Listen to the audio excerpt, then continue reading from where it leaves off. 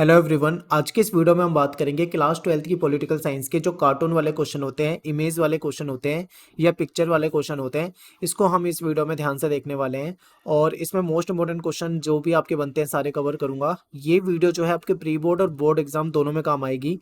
और इससे पहले मैंने मिड टर्म में भी आपके कार्टून वाली वीडियो बनाई थी, लेकिन इसमें मैं कंप्लीट सिलेबस से कराऊंगा। ठीक है, प्री बोर्ड और बोर्ड का सिलेबस जो है सेम रहता है, इसीलिए ये वीडियो दोनों जगह काम आने वाली है, तो वीडियो को आपको बहुत ध्यान से देखना है। टेलीग्राम ग्रुप जरूर ज्वाइन कर लो। Class 12th ESP new group के नाम से टेलीग्राम पे ग्रुप है। यहाँ पे आपको लाइव क्लास की सारी अपडेट और पीडीएफ नोट्स मिल जाएंगे। ठीक है, सबसे पहला आपके सामने एक इमेज है। यहाँ पे आपको एक वॉल दिखाई दे रही है जिसको हम बर्लिन वॉल कहते हैं, यानी कि बर्लिन की दीवार कहते हैं।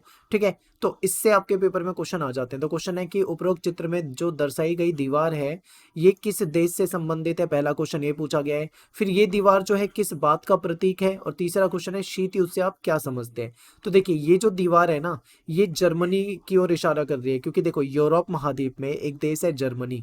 जर्मनी की राजधानी होती थी बर्लिन। वहां से ये डिवाइड शुरू हुआ था, यानी कि बीच में एक दीवार खड़ी करके जर्मनी को, पूर्वी जर्मनी और पश्चिमी जर्मनी को अलग कर दिया गया था बर्लिन की दीवार बना के। ठीक है, सेकंड है कि ये दीवार किसका बीच किस बात का प्रतीक है। तो ये साम्यवादी और पूंजीवादी दुनिया के बीच में विभाजन का प्रतीक है, यानी कि एक तरफ है यूएसए जो कि पूंजीवादी गुट है, दूसरी तरफ है यूएसएसआर जो कि साम्यवादी गुट है। तो इन दोनों के बीच में विभाजन को ये दिखाती है। तीसरा क्वेश्चन था कि शीत युद्ध से आप क्या समझते हैं। तो शीत युद्ध का मतलब है विचारधाराओं का मतभेद। अमेरिका और सोवियत संघ के बीच में जो विचारधाराओं का मतभेद था उसी को शीत युद्ध की संज्ञा दी गई है, जो कि आपको दिखाई देती है वर्ल्ड वॉर 2 के बाद, यानी सेकेंड वर्ल्ड वॉर जो हुआ था उसके बाद से लेके जब तक सोवियत संघ का विघटन नहीं हो गया, इन 45 वर्षों के आसपास अगर आप देखोगे तो आपको जो विश्व में जो इनके बीच में कंपटीशन था उसी को शीत युद्ध का नाम दिया गया है। अगला क्वेश्चन है, इसमें एक साइकिल आपको दिखाई दे रही है, ध्यान से देखना है। इसमें लिखा हुआ है चाइना, और इसमें पीछे डॉलर का चिन्ह है, और आगे आपको ये कहीं ना कहीं कम्युनिज्म की ओर इशारा कर रहा है। ठीक है, तो चलिए इसको देखते हैं। ये जो कार्टून आपके सामने दिया गया है इसमें साइकिल का प्रतीक जो है वो किस देश की अर्थव्यवस्था को दर्शा रहा है, यानी साइकिल किस देश की अर्थव्यवस्था की ओर इशारा कर रही है। ठीक है, सेकंड क्वेश्चन है कि 1972 में चीन ने किस देश के साथ संबंध बनाकर अपना राजनीतिक आर्थिक एकांतवास समाप्त किया था। और साइकिल के आगे वाला जो पहिया है इसमें जो प्रतीक चिन्ह दे रखा है, ठीक है, ये किस ओर इशारा कर रहा है। तो ये कहीं ना कहीं आपको साम्यवाद विचारधारा को दिखा रहा है। ठीक है, दूसरा वाला पूंजीवाद को दिखा रहा है। तो चलिए इसको समझते हैं। तो देखिए, सबसे पहले बात करें ये किस देश का प्रतीक है, तो आपको नाम ऊपर चाइना दिखाई दिया है, तो चाइना आप समझ गए हैं, इसमें तो कुछ आपको करना ही नहीं है, आपको तुरंत देखते ही पता लग गया। अगला क्वेश्चन है कि 1972 में चीन ने किस देश के साथ अपने संबंध बना के अपना राजनीतिक एकांतवास खत्म करा था। तो ये तो था अमेरिका। अमेरिका के साथ इन्होंने क्या करा, अपना संबंध सुधारे और उसके बाद इन्होंने व्यापार शुरू करा। ठीक है, तीसरे नंबर पे है आगे का पहिया जो है वो चीन को दिखा रहा है, यानी साम्यवादी व्यवस्था को दिखा रहा है। तो पीछे वाला डॉलर को दिखा रहा है। डॉलर का मतलब क्या है, अमेरिकी डॉलर। ठीक है, यानी अमेरिका पूंजीवादी व्यवस्था को दिखा रहा है। फिर आपके सामने एक इमेज है, इसमें ध्यान से अगर आप देखोगे तो एक व्यक्ति है और उसके सामने ड्रैगन चलता हुआ आ रहा है। ठीक है, तो ये क्या है इसको समझते हैं। तो देखिए, ये जो कार्टून है ये किस देश को दर्शा रहा है, ये चाइना को दर्शा रहा है कि चीन कितनी तेजी से आर्थिक विकास कर रहा है। ठीक है, दूसरा क्या है कि कार्टून में कौन से दो सिंबल दर्शाए गए हैं। तो चीन की दीवार दिखाई गई है, ठीक है, ग्रेट वॉल ऑफ चाइना जिसको कहा जाता है, और दूसरा ड्रैगन, ये भी कहीं ना कहीं चाइना को ही रिप्रेजेंट कर रहा है। तो ये आपके सामने हो गया। फिर क्या है कि तीसरा है कि ये चित्र क्या दर्शा रहा है। तो चीन का तेजी से बढ़ता हुआ आर्थिक विकास और उसका दबदबा दिखा रहा है, क्योंकि आपको पता है ना, आपने पढ़ा होगा चैप्टर में, ऐसा कहा जा रहा है कि जिस रफ्तार से चाइना आज विकास कर रहा है, अगर ऐसी ही रफ्तार से विकास करता रहा तो 2040 तक वो यूएस से भी आगे निकल जाएगा, यानी कि अमेरिका को भी पछाड़ देगा। ठीक है, तो ये आपको बताना था। अगला क्वेश्चन है, ध्यान से देखिए, आपके सामने एक व्यक्ति है जिसके ठीक है, जिसपे लिखा हुआ है राजपक्षे। एक तरफ है सिंगले और दूसरी तरफ है ये टाइगर जो तमिल को दिखा रहा है। ठीक है, तो उसको समझते हैं। उपरोक्त कार्टून किस देश से रिलेटेड है, तो ये श्रीलंका से रिलेटेड है। ठीक है, और बीच में दिखाए गए व्यक्ति कौन है, राजपक्षे हैं, यहाँ के प्रेसिडेंट होंगे ये। ठीक है, फिर दिए गए चित्र में बाघ जो है वो किस समुदाय का प्रतिनिधित्व कर रहा है। ठीक है, तो ये देखो, ये जो नेता दिखा रखे हैं इसमें, ये कहीं ना कहीं दोनों के बीच में बैलेंस बनाने की कोशिश कर रहे हैं। ठीक है, जो श्रीलंका के नेता है। अगला क्वेश्चन है कि दिए गए चित्र में बाघ जो है वो किसको दिखा रहा है और सिंह जो है वो किसको दिखा रहा है। तो देखो, सिंह जो है एक तरह से वो सिंगली को दिखा रहा है, और जो टाइगर होगा ये तमिल को दिखा रहा है। ठीक है, नेक्स्ट है आपके जो यूएनओ वाला चैप्टर है इसमें से है ये। एक तरफ है, एक हाथ में है यूएनओ, यूएनओ का प्रतीक चिन्ह बना हुआ है जैतून की पत्तियां, जैतून की पत्ती मतलब शांति का प्रतीक होती है, ठीक है, जैतून की पत्ती क्या होती है, शांति का प्रतीक। दूसरी तरफ लिखा हुआ है, पंजे वाला हाथ दिखा रखा है जिसमें नुकीले नाखून आपको दिखाई दे रहे हैं और वॉर लिखा हुआ है। तो यहाँ पे क्या लिखा है हुआ है, if the right one don't get you then the left one will, ठीक है, अगर आप इस तरीके से नहीं मानोगे तो फिर वॉर के लिए तैयार रहो। इसका इमेज का कुछ ऐसा ऐसा मतलब बन रहा है, ठीक है। तो चलिए देखते हैं क्वेश्चन। प्रस्तुत कार्टून में दिखाया गया व्यक्ति किस देश की ओर इशारा कर रहा है, तो ये अमेरिका यानी यूएसए की ओर इशारा कर रहा है, ठीक है। फिर कार्टून में दिखाए गए व्यक्ति के दाएं हाथ में किसका चिन्ह है। अब दायां हाथ कौन सा होता है भाई, दायां हाथ होता होगा राइट हैंड, ठीक है, तो राइट हैंड में यूएनओ का चिन्ह है, ठीक है। आम सभा के कोई दो कार्य आपको बताने हैं। तो यूएनओ जो होता है उसका अंग होता है, उसके 5-6 अंग होते हैं, उसमें से एक आपका आम सभा है, ठीक है, जिसको महासभा कहा जाता है। तो इसमें सभी जो 193 मेंबर्स हैं सबका प्रतिनिधित्व तो बराबर होता है, ठीक है, सबकी सहमति, सबके वोट की वैल्यू भी बराबर होती है, आप ऐसे कह सकते हो। अगला इमेज ध्यान से देखिए, वो एक तरफ लिखा हुआ है प्राकृतिक आपदाएं, दूसरी तरफ लिखा हुआ है आतंकवाद, और एक व्यक्ति इसके बीच में बैलेंस बनाने की कोशिश कर रहा है। तो चलिए देखते हैं, उपरोक्त कार्टून में सुरक्षा के किन खतरों को दर्शाया गया है। तो आतंकवाद और प्राकृतिक आपदाएं ये किस प्रकार का खतरा है, तो ये खतरे के नए स्रोत में आता है, ठीक है। चैप्टर में मैंने वीडियो में आपको इंपॉर्टेंट क्वेश्चन में खतरे के नए स्रोत पढ़ाया था। तो आपको देखते ही आतंकवाद जहां पे भी दिखे तो आप उसे खतरे का नया स्रोत मानना है, ठीक है, तो आप ऐसे ही समझ जाओगे। अगला क्वेश्चन है कि सुरक्षा के इन खतरों से किस प्रकार निपटा जा सकता है। देखो, सहयोग मूलक सुरक्षा, क्योंकि आपको पता है आतंकवाद जैसे मुद्दे जो है इससे कोई एक देश निपटने में सक्षम नहीं है, कहीं ना कहीं आपस में सभी देशों को सहयोग करना पड़ेगा। तीसरा है कि सैन्य हमला, पड़ोसी देश का हमला, अलगाववाद, कानून व्यवस्था, यानी कि सुरक्षा की पारंपरिक अवधारणा में जो खतरे के स्रोत कौन से होते हैं। तो पारंपरिक अवधारणा जो होती है उसमें खतरे के जो स्रोत होते हैं, देखो पारंपरिक अवधारणा को दो हिस्सों में बांटते थे हम, एक आंतरिक और एक बाहरी। अगर आपने पढ़ा होगा तो उसके अंतर्गत क्या क्या आ जाता है, सैन्य हमला आ जाता है, पड़ोसी देश से हमला आ जाता है, अलगाववाद आ जाता है, कानून व्यवस्था, दंगा, हिंसा, ये सब आ जाती है इसमें, ठीक है। तो ये आपको बताना है।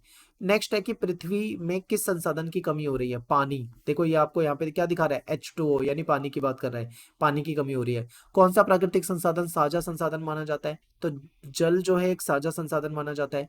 आपको बताना है कि वो मध्य एशिया के देश बताने हैं जिनके बीच में जल के लिए हिंसक संघर्ष चले हैं, ठीक है, तो इसराइल, जॉर्डन, सीरिया इनके बीच में चले हैं। और किन कारणों से जो पीने का पानी है उसकी कमी हो रही है, तो बढ़ती हुई जनसंख्या के कारण, जलवायु परिवर्तन के कारण, भूजल जो घट रहा है उसके कारण, तो ये सारे रीजन बता सकते हो। अगला है कि उपरोक्त कार्टून में वैश्वीकरण के किस प्रभाव को दर्शाया गया है, ध्यान से देखो।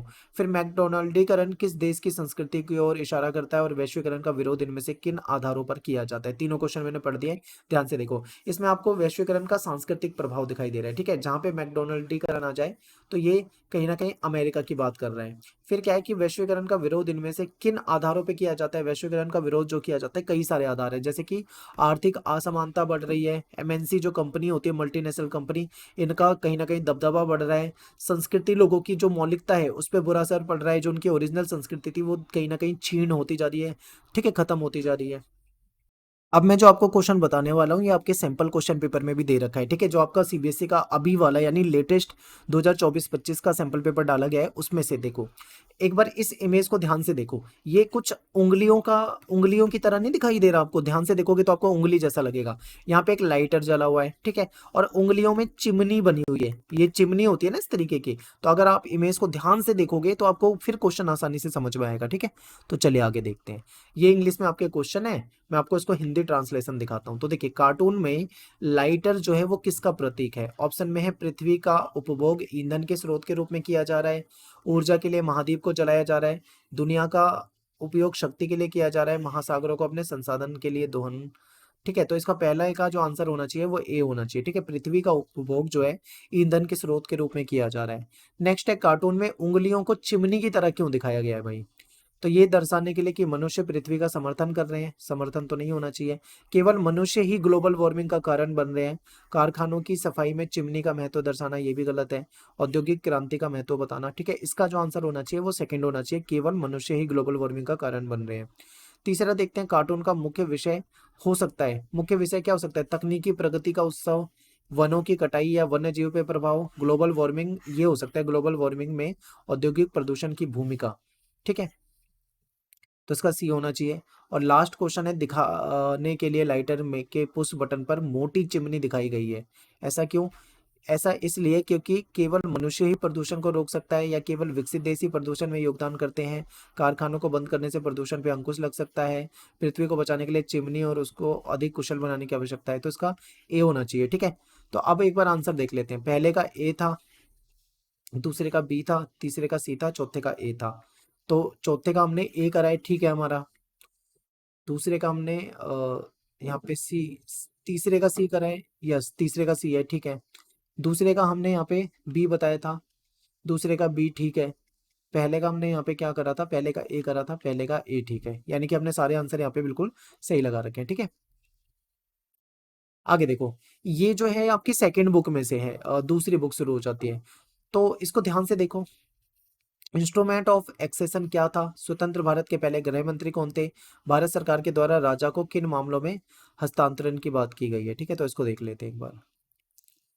देखिए, देशी रियासतों का भारतीय संघ में जो विलय के लिए जब सहमति पत्र पे हस्ताक्षर होते थे, उसको इंस्ट्रूमेंट ऑफ एक्सेशन कहा जाता था। ठीक है, यानी कि जितने राजे रजवाड़े थे वो अपनी रियासत को भारतीय संघ में मिला रहे थे, उसके लिए जो सिग्नेचर कर रहे थे उसको इंस्ट्रूमेंट ऑफ एक्सेशन कहा जाता था। फिर क्या है कि गृह मंत्री कौन थे पहले? तो सरदार वल्लभ भाई पटेल थे। ठीक है, भारत सरकार के द्वारा राजा से किन मामलों में हस्तांतरण की मांग की जा रही है, यहाँ पे देखो। तो आप यहाँ पे ध्यान से देखोगे तो लिखा हुआ है, क्लियर लिखा हुआ है, विदेशी मामले, प्रतिरक्षा, संचार। तो इन मामलों पे हस्तांतरण की बात की जा रही है कि ये सारे मामले हमको दे दो। नेक्स्ट है कि भारत में चुनाव आयोग का गठन किस वर्ष हुआ था, और भारत के पहले चुनाव आयुक्त कौन थे? और कार्टून में भारी जो आपको भीड़ दिखाई दे रही है, ठीक है, चुनाव समिति के मंच पर बैठे किसी एक नेता को आपको बताना है। तो देखिए, 1950 में चुनाव आयोग बना था। पहले चुनाव आयुक्त सुकुमार सेन थे, ये रट के जाना, पेपर में बहुत पूछते हैं। फिर कांग्रेस की तरफ से चुनाव लड़ने के इच्छुक उम्मीदवार यहाँ पे जितने भी है ना, ये सब चुनाव लड़ना चाहते हैं कांग्रेस से। और ऊपर बैठे हुए कोई भी एक नेता का नाम बताना है तो आप नेहरू बता सकते हो, आपको यहाँ पे नेहरू दिखाई दे रहे हैं। ठीक है, नेहरू हो गए, जगजीवन राम हो गए, मोरारजी देसाई हो गए, ये कांग्रेस के सारे लीडर ऊपर बैठे हुए, तो आप उनका नाम बता सकते हो। एक बार ध्यान से देखो, यहाँ पे नेहरू बैठे हुए हैं, यहाँ पे देखो विशाल आंध्रा, महा गुजरात और महाराष्ट्र। ठीक है, तो ये सब क्या है, स्टेट की डिमांड चल रही है यहाँ पे। इसको देखते हैं क्या क्वेश्चन बनता है। भाषा के आधार पे बना भारत का पहला राज्य कौन सा था? आंध्र प्रदेश था, है ना। भाषा के आधार पर राज्य के पुनर्गठन का वायदा कांग्रेस के किस अधिवेशन में हुआ था? 1920 का जो नागपुर अधिवेशन था उसमें हुआ था।